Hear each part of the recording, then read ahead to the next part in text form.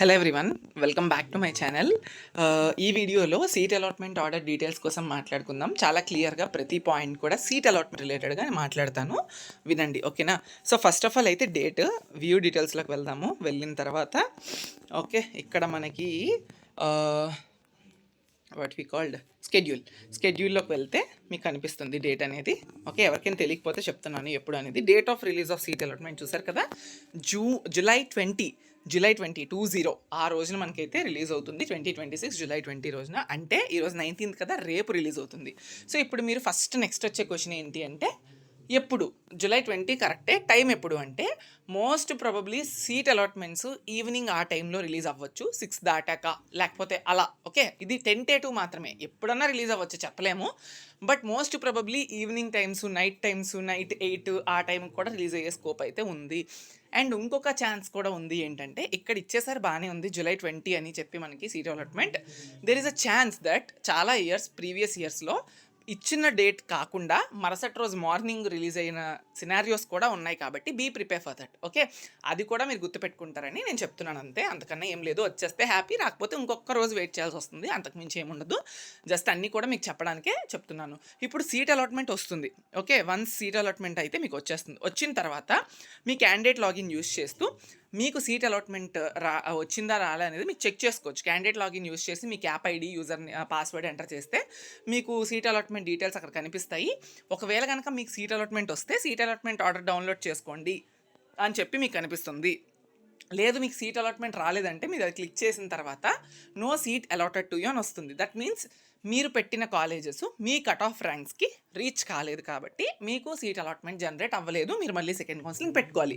And ఎవరికైతే seat allotment వచ్చిందో వాళ్ళు చక్కగా సీట్ అలాట్మెంట్ ఆర్డర్లో మీకు ఏ కేటగిరీలో సీట్ అలాట్ చేశారు, ఏ కాలేజ్లో వచ్చింది, ఆ కాలేజ్ యొక్క ట్యూషన్ ఫీజు ఏంటి, ఏమేమి డాక్యుమెంట్స్ కాలేజ్కి సబ్మిట్ చేయాలి, ప్రతి ఒక్క డీటెయిల్స్ కూడా ఆ సీట్ అలాట్మెంట్ ఆర్డర్లో ఉంటాయి. వాటిని డౌన్లోడ్ చేసుకోవచ్చు. అండ్ అలానే మీకు సీట్ అలాట్మెంట్ నచ్చినట్టుగా సెల్ఫ్ రిపోర్టింగ్ ఆన్లైన్లోనే మళ్ళీ రేపు ఓపెన్ అవుతుంది. నేను చెప్తాను ఎలా చేయాలని. మీకు ఆ కాలేజ్లో సీట్ నచ్చింది అని చెప్పి మీరు ఆన్లైన్లో సెల్ఫ్ రిపోర్ట్ చేయాలి. సింపుల్గా మీకు ఒక యాక్సెప్టెన్స్ ఇస్తారు, అది యాక్సెప్ట్ చేసుకొని అది కూడా మీరు ప్రింట్ వేయించుకొని కొన్ని డీటెయిల్డ్ సర్టిఫికెట్స్ ఉంటాయి, మీరు కాలేజ్కి తీసుకొని రిపోర్టింగ్ చేయాలి. ఎప్పుడు రిపోర్టింగ్ చేయాలి? సీట్ అలాట్మెంట్ వచ్చిన తర్వాత జూలై 21 నుంచి మీకు 4 days ఇచ్చారు టైము. ఆ 4 days 5 daysలోని మీరు వెళ్ళి చేసుకోవచ్చు. మళ్ళీ దాని రిలేటెడ్ నేను వీడియో చేస్తాను, ఏమేమి డాక్యుమెంట్స్ కావాలి ఏంటి అనేది. సో ఇది ప్రాసెస్. ఓకే, సీట్ అలాట్మెంట్ కోసం ఇంతవరకు అయితే మనం మాట్లాడుకున్నాం. హోపింగ్ ప్రతి ఒక్కరు మీరు అనుకున్న కాలేజ్ రావాలని అనుకుంటా. ఒకవేళ మీరు అనుకున్న కాలేజ్ రాకపోయినా మీరు వెబ్ ఆప్షన్స్లో ఇచ్చిన కాలేజెస్లో ఏదో ఒక కాలేజ్ అయితే 100% రావాలని నేను కోరుకుంటున్నాను. ఎందుకంటే సెకండ్ కౌన్సిలింగ్ కన్నా ఫస్ట్ కౌన్సిలింగ్లో సీట్ రావడం అనేది చాలా చాలా ఉత్తమం. ఇప్పుడు ఫస్ట్ కౌన్సిలింగ్లో సీట్ వచ్చేసింది కరెక్టే, మరి ఒకవేళ ఫస్ట్ కౌన్సిలింగ్లో సీట్ రాలేని వాళ్ళు సెకండ్ కౌన్సిలింగ్ పెట్టుకుంటారు. మరి ఫస్ట్ కౌన్సిలింగ్లో వచ్చిన సీటు కాలేజు మాకు నచ్చలేదు, ఇప్పుడు మేము ఏం చేయాలి అంటే, మీరు హ్యాపీగా కావాలి అనుకుంటే, ఆ సీట్ రిజర్వ్ చేసుకోవాలి అనుకుంటే, మీకు ఆ సీట్ ఉండాలి అనుకుంటే మీరు ఫస్ట్ కౌన్సిలింగ్లో వచ్చిన కాలేజ్కి వెళ్ళి రిపోర్ట్ చేయాలి. అప్పుడు మీరు సెకండ్ కౌన్సిలింగ్ కావాలంటే పెట్టుకోవచ్చు. అప్పుడు ఈ కేసు మాత్రమే కాలేజ్కి వెళ్ళి రిపోర్ట్ చేస్తే మాత్రమే మీకు ఆ సీట్ ఉంటుంది.